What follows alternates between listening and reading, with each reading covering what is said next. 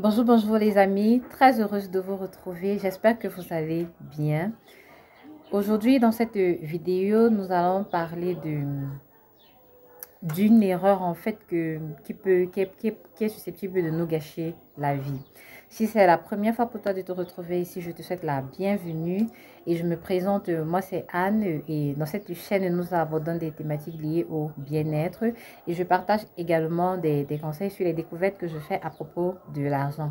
Donc si tu es intéressé par cette thématique, ce que je t'invite à faire, c'est t'abonner à la chaîne, activer la cloche de notification afin de ne rien manquer des différents contenus qui seront partagés sur cette chaîne. Cette vidéo, en fait, j'ai eu l'idée de faire cette vidéo parce que je me suis rendu compte que de plus en plus de jeunes suivent les vidéos de cette chaîne. Et vraiment, la situation que je vais développer ici, c'est une situation qui m'a vraiment causé beaucoup du tort en fait.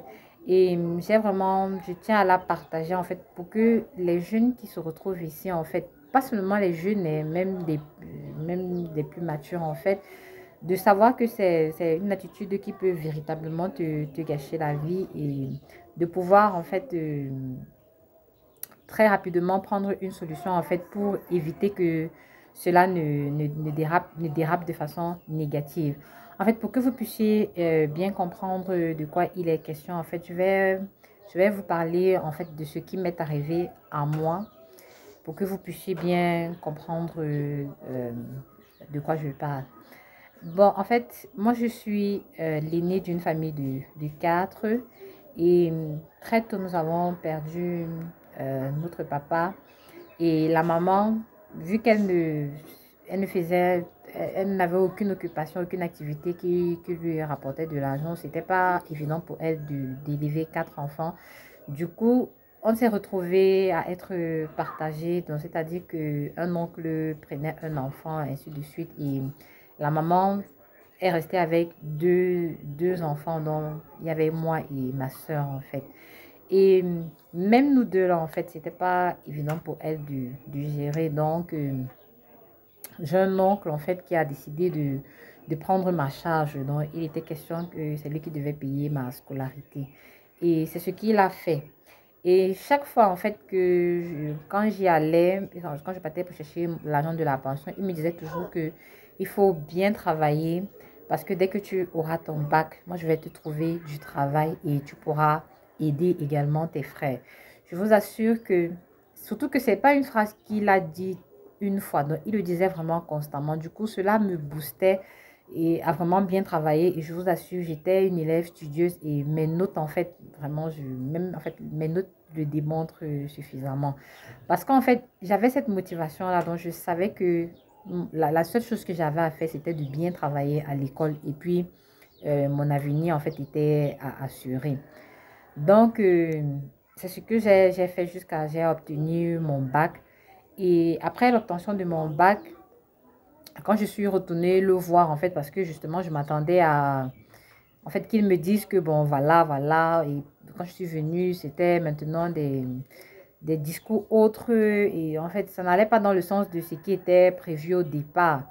Et c'était comme ça chaque fois. Et je me suis retrouvée à taper 3 ans de ma vie comme ça, à ne rien faire du tout. 3 ans. C'est-à-dire que 3 ans, je ne partais pas à l'école. Pendant 3 ans, je ne faisais aucune activité financière. Donc, pendant 3 ans, j'étais à la maison. Et je vous assure que à un moment donné, j'ai commencé à éprouver de la colère en fait envers mon oncle parce que je me disais que c'est lui qui est responsable de la situation que je vis et tout ça là. Et surtout que cette situation-là, imaginez un peu de passer 3 ans de sa vie à la maison à ne rien faire. Vous pouvez imaginer, je me suis retrouvée à développer des complexes. Je me rappelle même que j'étais arrivée à un niveau, quand je voyais parfois un de mes camarades de classe, je me cachais parce que je me disais que quand je vais le voir, il va me demander que, parce que vous savez que lorsque pendant tes études scolaires, tu as été brillante là. Et on s'attend toujours à ce que, bon, après là, les choses doivent se passer bien pour toi. Imaginez un peu que maintenant là, tu vas retrouver quelqu'un va te demander que tu fais quoi maintenant. Tu n'auras rien, donc tu n'auras rien à lui dire. Donc, vous pouvez un peu imaginer, vraiment, c'était pas une situation vraiment évidente. Donc, j'ai vraiment développé ce complexe-là pendant longtemps. Je fuyais mes amis, en fait, mes camarades de classe, j'évitais de les rencontrer, en fait.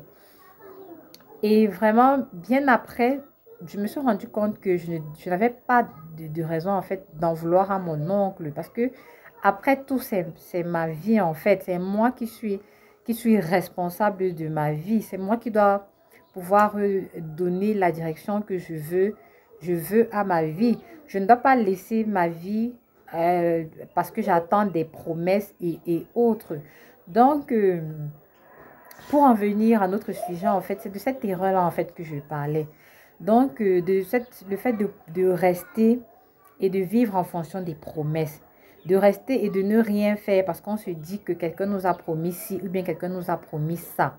Vraiment, c'est une attitude qui est véritablement à bannir, je vous en supplie. Parce que quand je vois tout ce que ça a créé chez moi, il a vraiment fallu vraiment beaucoup d'efforts pour que je puisse surpasser ça aujourd'hui.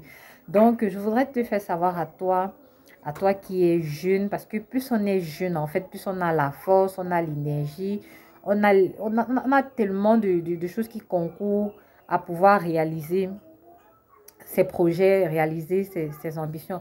Et plus on est jeune, ça permet qu'on se lance très rapidement. Si ça ne marche pas, on peut recommencer, ainsi de suite.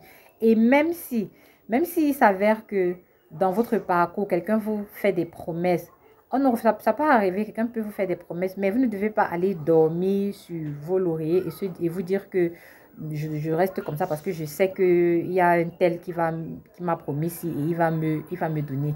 Voyez-vous, si il s'avère que la personne ne vous donne pas, cette promesse-là ne se réalise pas, vous voyez que vous allez en vouloir à la personne, vous allez vous retrouver dans un état peut-être comme celui dans lequel j'ai été. Et vraiment, c'est un état qui ne va pas vous aider du tout. Tout comme il peut arriver qu'on vous fasse des promesses et qu'on les tienne. Mais vraiment, on ne devrait pas vraiment laisser sa vie à ce genre en fait, à des promesses. Plus on pose des actions soi-même, plus on est sûr qu'à partir de nos actions, on peut arriver à quelque chose que de rester et de baser ses espérances sur les promesses que un tel ou un tel nous aura fait. Donc, c'est en fait ça que je voulais partager aujourd'hui.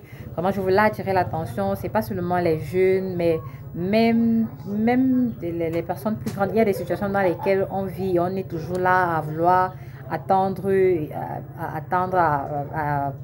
attendre les promesses et tout ça là. Et parfois, généralement, même ces promesses-là, ça ne se passe pas comme prévu et ça nous désaxe. Donc, vraiment, je voudrais nous interpeller à pouvoir compter sur nous d'abord. Nous sommes c'est-à-dire que quelle que soit la situation dans laquelle tu es, la première personne sur qui tu dois compter, c'est d'abord toi-même, avant maintenant de pouvoir espérer un apport extérieur. Donc voilà en gros le message que je voulais partager avec vous aujourd'hui. Et je t'invite à partager dans les commentaires ce que tu as pensé dans la vidéo. Je te prie également de m'encourager en mettant des likes sur la vidéo. Sur ce, je vais vous souhaiter de passer une excellente fin de journée. Portez-vous bien. Bye bye.